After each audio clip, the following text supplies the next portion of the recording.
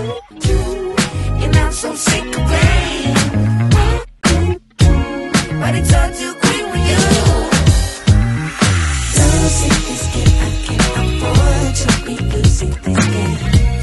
And I know you deserve respect, but we know, 'cause we're about to lose. What do we buy?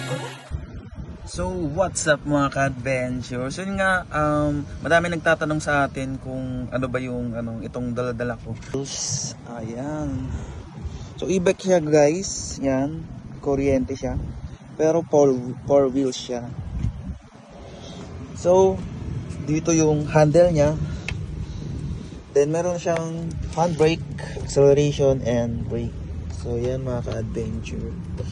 So ito ngayon ang sinasabi natin at madami nagtatanong guys kung magkano daw to.